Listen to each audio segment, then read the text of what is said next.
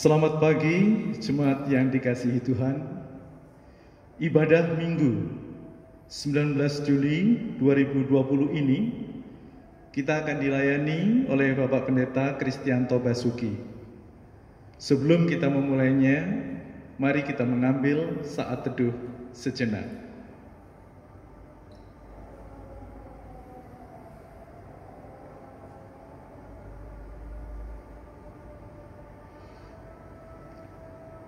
Mari saya undang untuk berdiri dan bersama kita menyanyikan Kidung Jemaat 19 bait 1 dan 5, Tuhanku Yesus.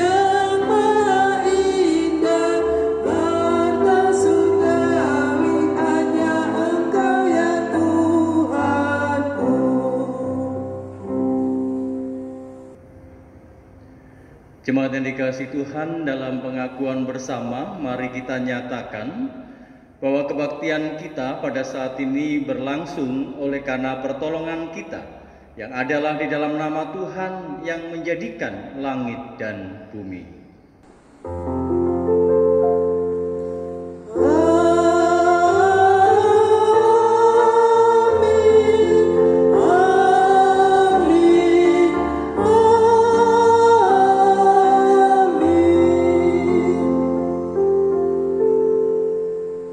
Salam kasih karunia dan damai sejahtera dari Allah Bapa kita dan dari Tuhan Yesus Kristus menyertai saudara sekalian. Dan menyertai saudara juga. Dipersilahkan duduk. Jemaat yang dikasihi dan juga mengasihi Tuhan Yesus Kristus, surat Rasul Paulus kepada jemaat di Roma, pasal yang ke-8 ayat yang ke-14 menyebutkan, semua orang yang dipimpin Roh Allah adalah anak Allah. Saudara dikasih Tuhan, itu juga menjadi satu nasihat, satu sapaan bagi kita sekalian tentang siapa kita dan bahkan juga pilihan kita. Apakah kita hidup di dalam pimpinan dan penyertaan Tuhan? Kita akan bersama merespon di dalam Mazmur 86 ayat yang ke-11 sampai dengan yang ke-17 yang bersama akan kita nyanyikan.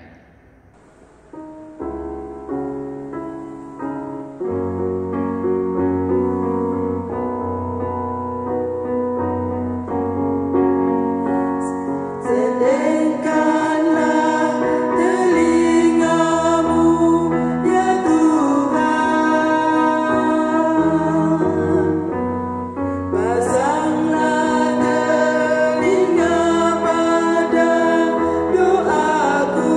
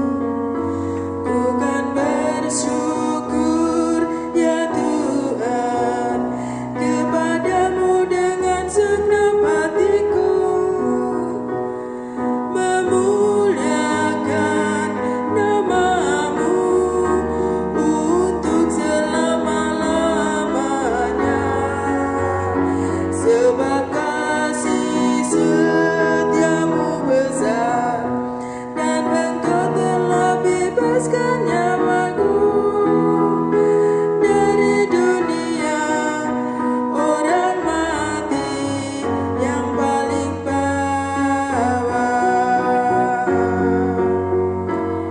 Sendengkanlah telingamu ya Tuhan, pasanglah telinga pada doaku, sebab sengsara dan miskin aku. Perhatikanlah permohonanku. Orang-orang yang angkuh telah bangkit melawanku, ya Allah. Gerombolan orang sombong ingin mencabut nyawaku, tetapi Engkau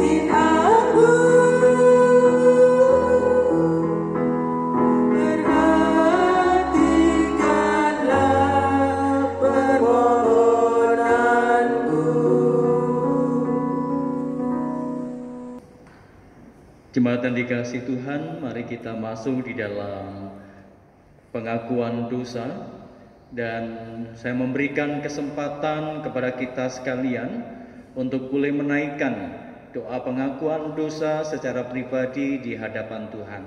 Mari kita berdoa.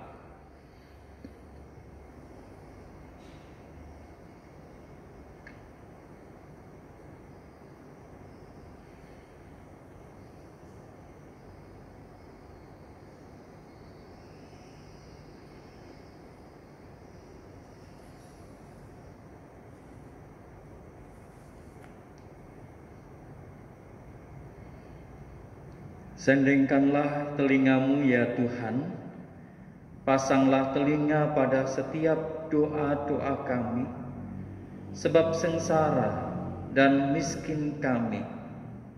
Perhatikanlah ya Tuhan segala permohonan kami. Di dalam nama Tuhan Yesus Kristus. Amin.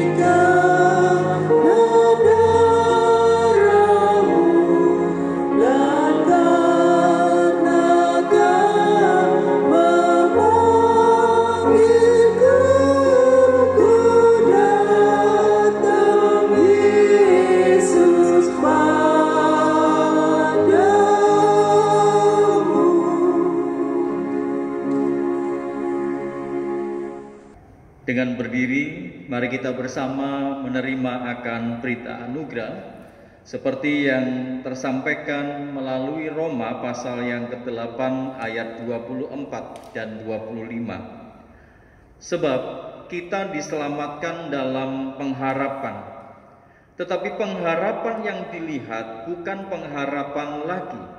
Sebab bagaimana orang masih mengharapkan apa yang dilihatnya. Tetapi jika kita mengharapkan apa yang tidak kita lihat, kita menantikannya dengan tekun. Demikianlah berita anugerah dari Tuhan. Syukur kepada Allah. Salam damai.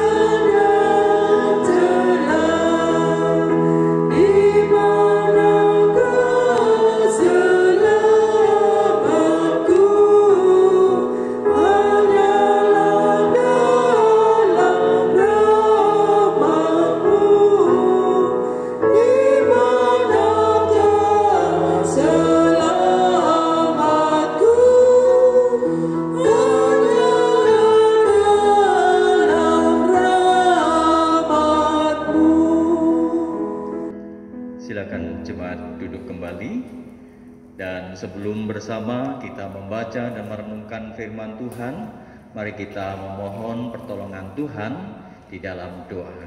Kita berdoa. Tolonglah kami ya Tuhan, supaya kidung iman kami bergema. Rahmat anugerah-Mu kami rasakan dalam hidup ini. Melalui pembacaan firman yang sebentar bersama akan kami baca dan kami renungkan. Dan terlebih dari itu ya Tuhan, kuasailah kami dengan kuasa Roh Kudus-Mu, supaya apa yang kami baca, apa yang kami dengar, apa yang kami renungkan, sungguh hidup di dalam kehidupan kami. Bersabdalah ya Tuhan, di dalam Tuhan Yesus Kristus kami berdoa. Amin. Jemaat yang dikasihi Tuhan, pembacaan Injil Tuhan Yesus Kristus menurut Matius pasal yang ke-13 ayat 24 sampai dengan yang ke-30, dan kemudian kita lanjutkan ayat yang ke-36 sampai dengan 43. Yesus membentangkan suatu perumpamaan lain lagi kepada mereka, katanya, hal kerajaan surga itu seumpama orang yang menaburkan benih yang baik di ladangnya. Tetapi pada waktu semua orang tidur, datanglah musuhnya menaburkan benih ilalang di antara gandum itu, lalu pergi. Ketika gandum itu tumbuh dan mulai berbulir, nampak jugalah lalang itu, maka datanglah hamba-hamba Tuan ladang itu kepadanya dan berkata, Tuan, bukankah benih baik yang Tuan taburkan di ladang Tuan? Dari manakah lalang itu? Jawab Tuan itu, seorang musuh yang melakukannya. Lalu berkatalah hamba-hamba itu kepadanya, jadi maukah Tuan supaya kami pergi mencabut lalang itu? Tetapi ia berkata, jangan, sebab mungkin gandum itu ikut tercabut pada waktu kamu mencabut lalang itu. Biarkanlah keduanya tumbuh bersama sampai pada waktu menuai. Pada waktu itu aku akan berkata kepada para penuai, kumpulkanlah dahulu lalang itu dan ikatlah berberkas-berkas untuk dibakar, kemudian kumpulkanlah gandum itu ke dalam lumbungku. Maka Yesus pun meninggalkan orang banyak itu lalu pulang. Murid-muridnya datang dan berkata kepadanya, jelaskanlah kepada kami perumpamaan tentang lalang di ladang itu. Ia menjawab katanya, orang yang menaburkan benih baik ialah anak manusia. Ladang ialah dunia. Benih yang baik itu anak-anak kerajaan dan lalang anak-anak si jahat. Musuh yang menaburkan benih lalang itu ialah iblis. Waktu menuai ialah akhir zaman dan para penuai itu malaikat. Maka seperti lalang itu dikumpulkan dan dibakar dalam api, demikian juga pada akhir zaman. Anak manusia akan menyuruh malaikat-malaikatnya dan mereka akan mengumpulkan segala sesuatu yang menyesatkan dan semua orang yang melakukan kejahatan dari dalam kerajaannya. Semuanya akan dicampakkan ke dalam dapur api. Di sanalah akan terdapat ratapan dan kertakan gigi. Pada waktu itulah orang-orang benar akan bercahaya seperti matahari dalam kerajaan Bapa mereka. Siapa bertelinga, hendaklah ia mendengar. Demikianlah Injil Tuhan Yesus Kristus. Yang berbahagia adalah setiap kita yang mendengar akan firman Tuhan, memelihara dalam kehidupan hari lepas sehari. Haleluya. Haleluya, haleluya, haleluya.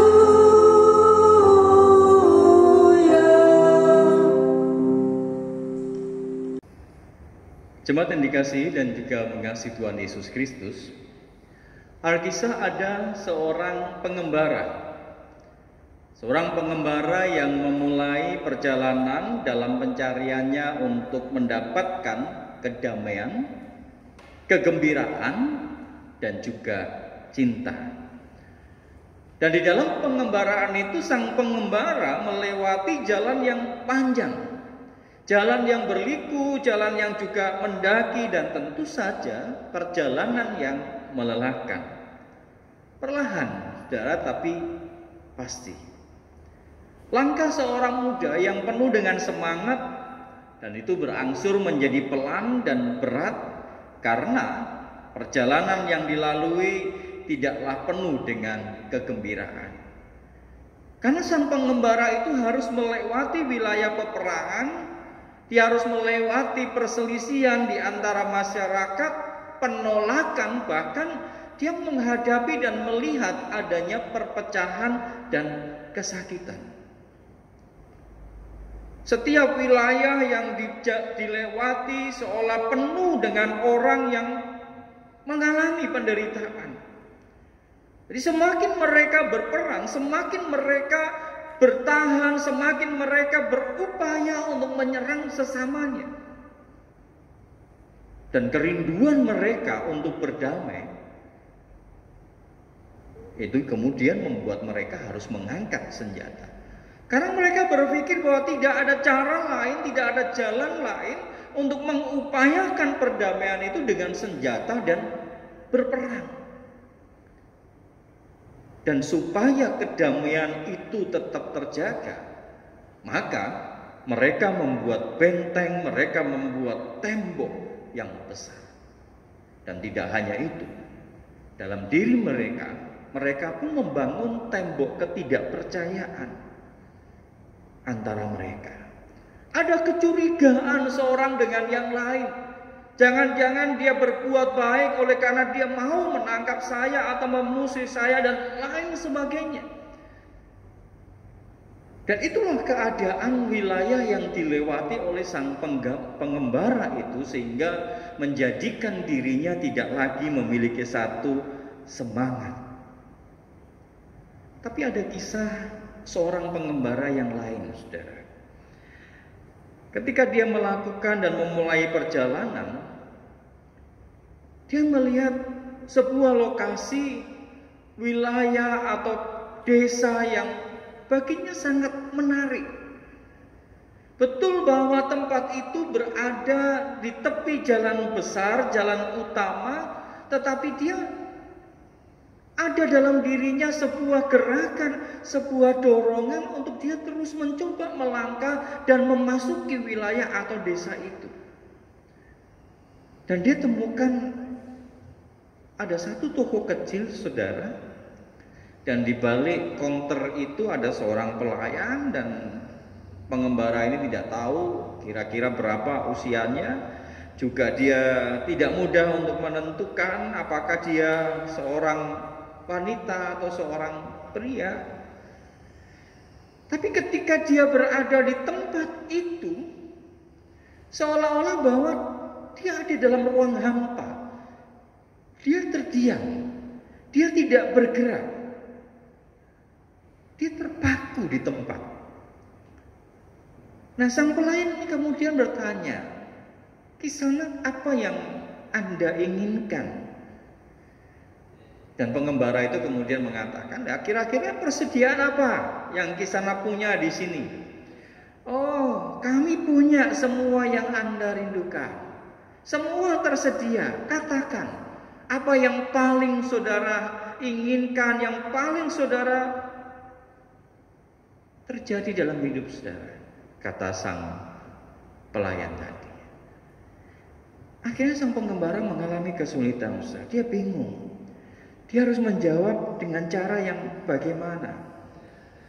Dia berpikir dan kemudian terlintas dan mengatakan bahwa saya pingin kedamaian itu. Selama ini bahwa kata itu sudah jauh dari kehidupan saya, dan saya kerap kali mengalami konflik. Saya mengalami permasalahan di tanah kelahiran saya. Tempat di mana saya berada sudah tidak lagi menjadi tanah atau wilayah yang nyaman. Mengerikan di sana. Dan oleh karena itu saya menginginkan ada kedamaian yang terjadi dalam hidup saya. Dan lebih lanjut itu kemudian sang pengembara mengatakan bahwa selain saya menginginkan kedamaian, saya ingin juga jadi seorang penyembuh. Bagi orang yang sakit, bagi orang yang mengalami tekanan, saya ingin menjadi sahabat bagi mereka yang ada di dalam kesepian. Bahkan saya ingin menjadi orang yang bisa menghadirkan makanan bagi orang yang sedang kelaparan. Saya ingin semua orang hidup dalam kedamaian, dan saya ingin dunia ini menjadi kerajaan cinta kasih. Itu semua disampaikan kepada sang pelayan, saudara. Dan apa jawab sang pelayan? Dia katakan, maafkan saya di sana. Saya harus menjelaskan akan hal ini. Kami tidak menyediakan buah yang siap untuk dinikmati di sini. Yang kami sediakan itu hanya bibitnya. Saudara yang dikasihi Tuhan, pernyataan dari pelayan ini membuat sang pengembara itu tersentak. Dan dia mulai berpikir bahwa tidak selamanya kedamaian, cinta kasih, menjadi seorang sahabat itu adalah sesuatu yang sifatnya instan atau begitu saja terjadi. Harus dipupuk, harus diawali, harus disiangi dan lain sebagainya. Harus dilatih dalam kehidupan, dan itu yang kemudian membuat sang pengembara berpikir, iya, tidak bisa secara instan. Nah, saudara yang dikasihi Tuhan, kerap kali bahwa kita sendiri pun terjebak dalam budaya instan. Termasuk di dalam ketika kita mengikut akan Tuhan, beribadah kepada Tuhan, dan kita mendapatkan upah dari kebaikan yang kita lakukan. Dan ternyata tidak seperti itu kan. Ada bagian yang memang sudah Tuhan kerjakan dalam kehidupan kita, tetapi juga di sisi lain ada bagian yang harus kita kerjakan dan upaya untuk kita wujudkan dalam tatanan kehidupan yang lebih baik. Seperti ilustrasi yang Tuhan Yesus sampaikan di dalam perumpamaan tadi. Yesus menyebutkan bahwa bagian Allah adalah memberikan atau menabur benih gandum. Benih makanan, bibit yang baik untuk kehidupan manusia, benih yang ditaburkan di ladang, dan benih itu adalah anak-anak manusia, anak-anak kerajaan Allah, dan ladang itu dunia. Namun di tengah dunia ini pun juga ada yang menaburkan bibit yang jelek, yaitu bibit lalang. Dan oleh sang penabur dikatakan di sana, biarkan keduanya itu bertumbuh. Biarkan keduanya berhimpitan. Suatu saat dari buahnya lah kita akan tahu mana yang gandum dan mana yang ilalang. Nah, saudara dikasih Tuhan, dunia ini pun juga penuh dengan ilalang. Penuh dengan kekejian, penuh dengan kejahatan, penuh dengan ketidakpedulian. Namun ini bukan menjadi sesuatu yang harus ditakuti. Bukan menjadi sesuatu yang harus diratapi. Kenapa situasinya seperti ini? Kenapa kita harus mengalami penderitaan seperti ini? Kenapa yang lain? Kita lihat bahwa antara gandum dan juga ilalang dalam pertumbuhannya mengalami kesulitan, mereka saling berhimpit dan lain sebagainya. Gambaran benih yang baik, anak-anak kerajaan Allah, anak-anak benar itu pun kerap kali mengalami kesulitan untuk bagaimana mereka menyatakan kebaikan dan kebenaran. Nah, saudara, meminjam ilustrasi yang di atas, kita bisa melihat perjumpaan dengan pemilik toko itu. Tidaklah mungkin untuk mendapatkan kedamaian, mendapatkan cinta kasih, menjadikan diri sendiri berkat buat orang lain dengan cara yang instan. Kita harus mengupayakan. Kita harus merawat, bahkan kita harus menjaga agar setiap benih kebajikan itu dapat tumbuh dengan baik. Dan bismillah, perlu adanya keberanian untuk kita bertumbuh, keberanian bahkan jika diperlukan kita berani untuk menentang arus. Saudara dikasih Tuhan, kita melihat bahwa bukankah kita ini juga sebagai seorang pengembara? Bagaimanapun Tuhan juga berusaha untuk menjumpai kita. Kita yang berjalan berjumpa dengan para pemilik toko, berjumpa dengan Tuhan dalam kehidupan kita. Bahkan Tuhan yang juga terus mencoba mencari dan menemukan kita, yang sesungguhnya Tuhan mengingatkan kita siapa jati diri kita itu. Jati diri yang baik, benih yang gandum itu untuk supaya kita tidak kalah menghadapi situasi dan tantangan yang ada, untuk supaya kita tidak layu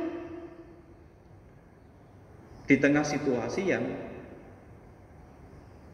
memprihatinkan, yang menyedihkan dalam kehidupan kita. Dalam situasi pandemi, dalam situasi kita mengalami kesulitan pekerjaan, dalam situasi kita menghadapi beratnya tantangan kehidupan, belum lagi kita mengalami penderitaan, sakit dan penyakit, ada kelemahan dalam hidup kita. Tuhan kembali mengingatkan bahwa kita ini adalah benih yang baik. Kita ini adalah anak-anak kerajaan Allah. Di tengah situasi ilalang yang juga tumbuh bersama, kita tidak boleh untuk menjadi layu, menjadi padam, atau bahkan sampai kemudian kita kalah dengan ilalang itu. Oleh karena itu, saudara yang dikasih Tuhan mengajak kita untuk kita terus merawat, kita terus menjaga apa yang sudah Tuhan anugerahkan dan Tuhan ingatkan. Kita ini adalah benih yang baik. Kita adalah gandum. Kita adalah anak-anak kerajaan Allah. Kita adalah kepunyaan Allah. Mari kita jaga. Mari kita rawat. Mari kita pupuk. Agar supaya benih yang baik ini tetap tumbuh. Bahkan benih yang baik ini bisa menjadi berkat bagi kehidupan orang-orang di sekitar kita. Untuk kita tidak pernah berhenti menaburkan kebaikan itu dimanapun kita berada. Bahkan dalam situasi yang terhimpit dan sulit sekalipun, kita tidak boleh kalah oleh persoalan dan pergumulan dunia. Tetapi sebaliknya, kita terus menghadirkan dan memberi dampak dimanapun kita berada. Hiduplah sebagai gandum di tengah ilalang yang tetap tumbuh baik dan memberikan hasil bagi kehidupan di sekitar. Amin.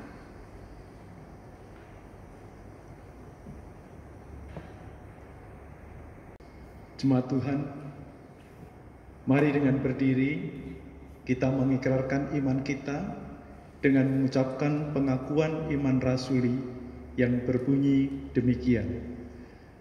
Aku percaya kepada Allah, Bapa yang Maha Kuasa, Khalik langit dan bumi, dan kepada Yesus Kristus, anaknya yang tunggal Tuhan kita, yang dikandung daripada Roh Kudus, lahir dari anak darah Maria, yang menderita sengsara di bawah pemerintahan Pontius Pilatus, disalibkan, mati dan dikuburkan, turun ke dalam kerajaan maut.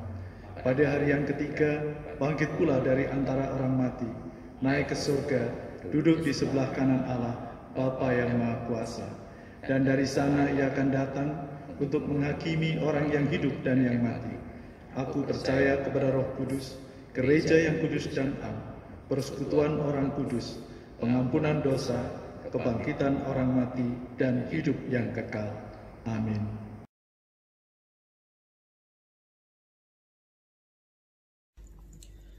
Mari kita berdoa. Bapa yang Maha Kudus, Bapa yang Maha Kuasa, yang kami sembah dalam nama Yesus Kristus, Juru Selamat kami yang hidup. Ya Bapa, pada saat ini kami berdoa Bapa buat saudara-saudara kami yang saat ini sedang mengalami lemah tubuh, sakit penyakit ya Bapa. Kiranya Bapa berkenan untuk menjamah mereka, memberikan kesembuhan bagi mereka ya Bapa, sehingga mereka boleh kembali beraktivitas dan bersukacita dalam pengasihan-Mu ya Bapa. Bapa, kami juga berdoa buat saudara kami yang saat ini sedang mengalami pergumulan Bapa, baik dalam studi mereka, baik dalam mencari pekerjaan ya Bapa, maupun saat ini sedang mengalami pemutusan hubungan kerja dan juga dalam pergumulan lainnya ya Bapa. Bapa, kiranya berikanlah kepada mereka kekuatan, semangat, keuletan, dan juga bukakanlah jalan kepada mereka Bapa, sehingga mereka boleh mendapatkan solusi yang terbaik bagi pergumulan mereka. Bapa, kami kembali datang kepadamu. Saat ini kami berdoa untuk keadaan di seluruh dunia, juga di negeri kami ya Bapa, yang sedang dilanda wabah COVID-19 Bapa. Kami percaya Bapa, Engkau yang akan memusnahkan penyakit ini ya Bapa, di seluruh dunia ini maupun di negeri kami. Saat ini kami memasuki masa new normal Bapa.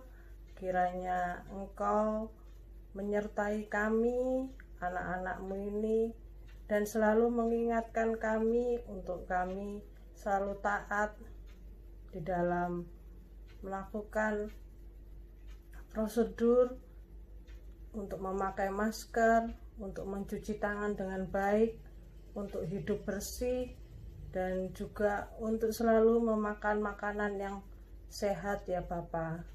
Bapa, kami berdoa untuk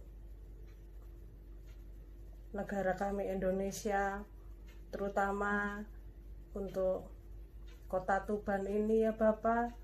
Kiranya Engkau selalu menjagai kami semua ya Bapa. Engkau menyertai kami sampai seluruh kecamatan di Tuban ini, di kelurahan juga di RT dan RW ya Bapa. Kami percaya ya Bapa, semuanya dapat bersatu dan dapat mewujudkan masa new normal ini dengan baik Bapa. Bapa, kami juga berdoa ya Bapa, kiranya di masa-masa ini kami tetap mau bersabar ya Bapa, untuk dapat menghadapi semuanya agar berjalan dengan baik. Kami berdoa pula Bapa untuk para medis yang sedang berjuang pula ya Bapa, untuk bekerja menyembuhkan orang-orang yang sedang sakit ya Bapa. Kiranya Engkau juga mau menyertai mereka, memberi mereka kesehatan yang baik, memberi mereka perlindungan, dan kiranya mereka tetap mau bersandar hanya kepadamu ya Bapa. Bapa, kami percaya ya Bapa, Engkau akan memimpin dan Engkau juga akan memberikan vaksin yang tepat untuk wabah COVID-19 ini Bapa. Bapa, seluruh doa ini hanya kami panjatkan melalui tangan anak-Mu yang tunggal, Yesus Kristus Juru Selamat kami, yang telah mengajarkan doa yang akan kami nyanyikan. Bapa kami yang ada di surga, dikuduskanlah nama-Mu, datanglah kerajaan-Mu, jadilah kehendak-Mu di bumi seperti di surga.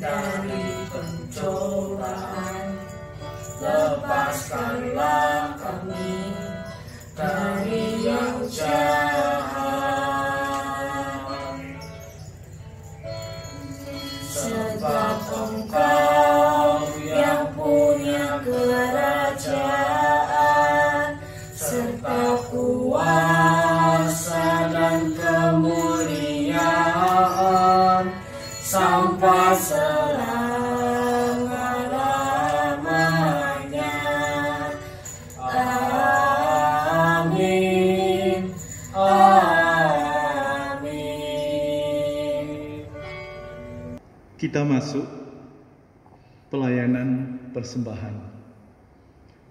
Sebelum kita memberikan persembahan, kami sampaikan nats persembahan sebagai dasar kita di dalam memberikan persembahan pada kebaktian saat ini yang terdapat di dalam Mazmur 54 ayat ke-8 yang berbunyi demikian.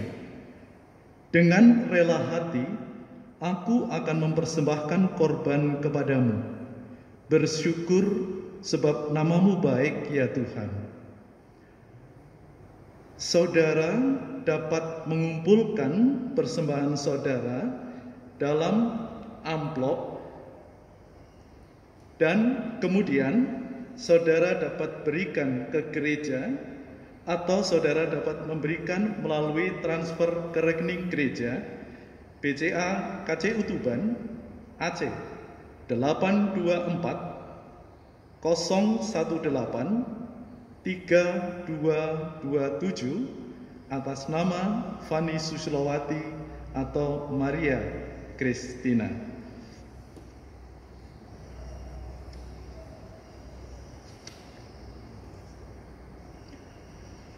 Sambil kita mengumpulkan persembahan, kita akan nyanyikan dari Kidung Jemaat 403, Hujan Berkat Kan Tercurah.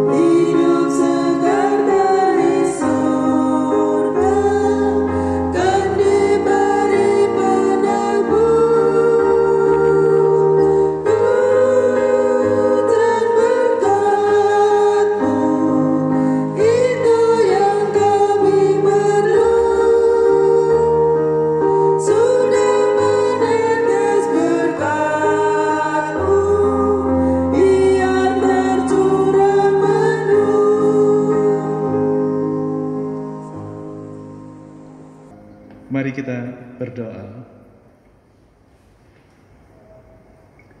Ya Bapa, diberkati kiranya persembahan ini. Kiranya persembahan ini dapat kami pakai untuk menyatakan kuasa-Mu di tempat ini. Kiranya persembahan yang telah kami berikan juga dapat menjadi alat untuk memperluas kerajaan-Mu. Terima kasih Tuhan Yesus.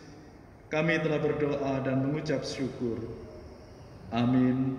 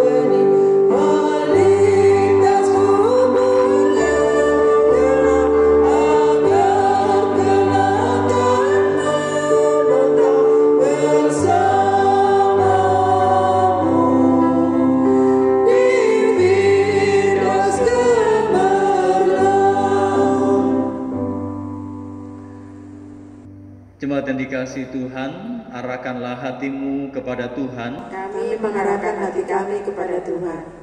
Jadilah saksi Kristus. Syukur kepada Allah, Terpujilah Tuhan. kini dan selamanya. Terimalah akan berkat-Nya. Tuhan memberkati dan melindungi engkau. Tuhan menyinari engkau dengan wajah-Nya dan memberi engkau kasih karunia. Tuhan menghadapkan wajah-Nya kepadamu dan memberi engkau damai sejahtera.